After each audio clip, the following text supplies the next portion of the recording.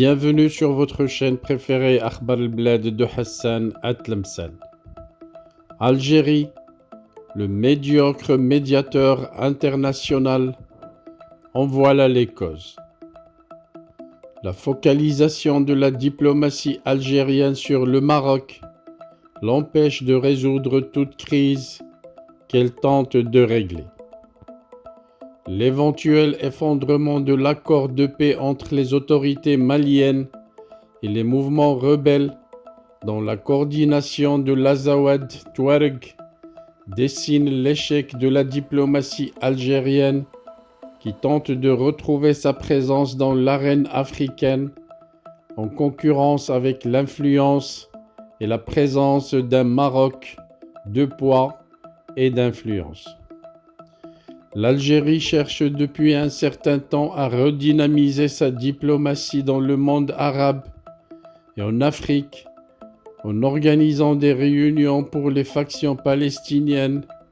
et avant cela pour les parties libyennes, entraînant des mouvements sur les continents africains, mais elle n'a pas encore obtenu d'impact significatif dans les différentes crises, contrairement au succès de la diplomatie marocaine à faire des percées importantes dans des crises similaires et dans les dossiers que l'Algérie tente d'approfondir. Il semble que l'échec jusqu'à présent à avoir un rôle influent et équilibré soit dû au travail sur un axe et unique objectif de la part de la diplomatie algérienne, qui est de tenter toujours de perturber et de contrer la diplomatie marocaine, plus que de se concentrer sur la résolution de toute crise qu'elle tente de servir comme médiateur. L'accord de paix entre Bamako et les mouvements rebelles, qui a été signé en 2015 sous l'égide de l'Algérie, de par son rattachement à la frontière malienne et géographiquement depuis le nord, et ses liens avec les mouvements rebelles, est un test de l'étendue de la capacité de la diplomatie algérienne à faire une percée dans une crise qui s'aggrave. Signe d'un éventuel échec de la diplomatie algérienne, le Conseil militaire au pouvoir au Mali a vivement mis en garde, dans une lettre, l'Algérie et un certain nombre de partenaires internationaux contre les dangers qui pèsent sur un important accord de paix signé avec des factions armées dans le nord du pays. Le général Ismaïl Ouaghi, l'un des plus éminents dirigeants du Conseil militaire, accuse la coordination des mouvements de l'Azawad et les Touareg, une alliance armée qui combattait auparavant les autorités maliennes, avant de signer un accord de paix avec Bamako en Algérie en 2015, de violation répétée de l'accord dans une lettre signée le 24 février, adressée au ministre algérien des Affaires étrangères Ramtan Lamamra. La lettre jette un doute sur la crédibilité de la médiation internationale soutenant la mise en œuvre de cet accord.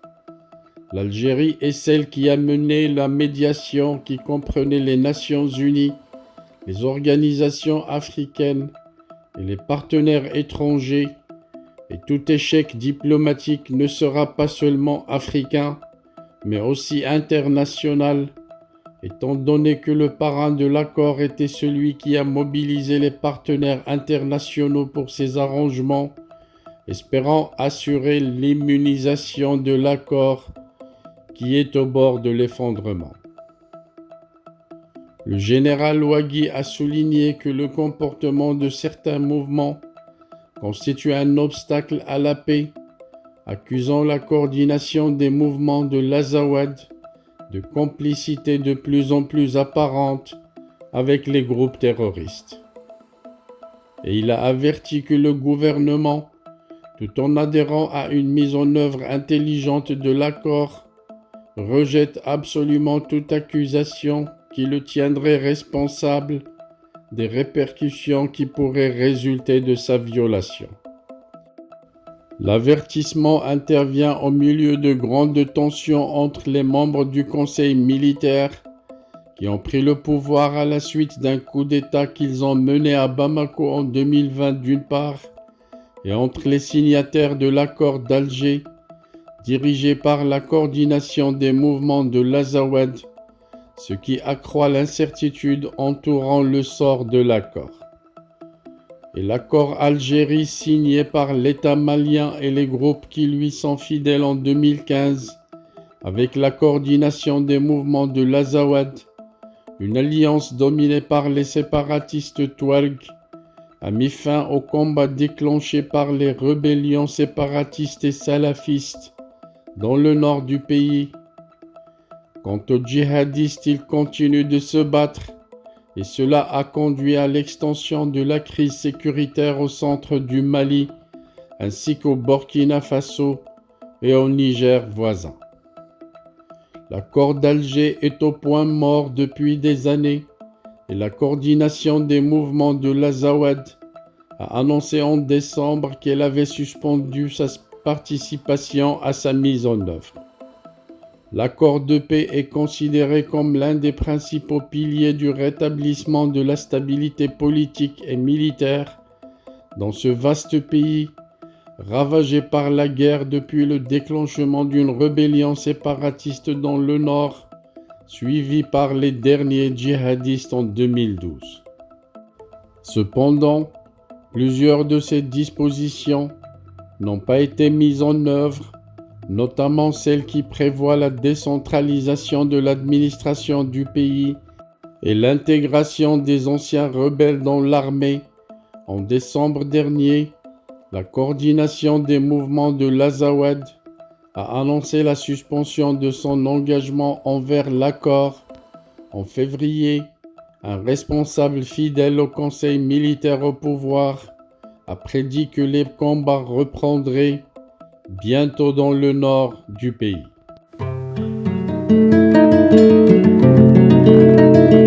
Je voudrais vous informer que nous venons de créer sur Akhbar al-Bled 2 chaînes annexes. La première dite Al-Jazair bi'Oyoun Maghribiyah, l'Algérie aux yeux des voisins, qu'on a créée pour sensibiliser le public arabisant, un public très large sur Akhbar al-Bled à qui on voudrait faire plaisir en abordant des sujets d'actualité avec la langue qu'ils comprennent. La deuxième chaîne dite Izli Amazir Morocco pour faire connaître la chanson Amazir, commune aux deux cultures, la culture marocaine et la culture algérienne. Je vous demande donc de vous abonner à ces 2 chaînes et de les soutenir. La première traitera beaucoup de sujets en arabe sur l'Algérie, sur le Maghreb, et la deuxième qui diffusera des chansons, de très belles chansons amazigh, la chanson amazigh que nous aimons tous, y compris moi. Soutenez donc ces 2 chaînes, écoutez-les et restez branchés sur Akhbar al-Bled de Hassan Atlemsan, la chaîne principale qui sera quotidienne. Les 2 autres chaînes peut-être ne seront pas animées de la même cadence, mais vous y trouverez chacun, en ce qui le concerne, des sujets qui vous intéressent. Restez donc fidèles à Akhbar al-Bled de Hassan Atlemsan. N'oubliez pas de vous abonner à Algérie aux yeux des voisins, Al-Jazair bi'Oyoun Maghribiyah, mais aussi abonnez-vous à Izli Amazir Morocco.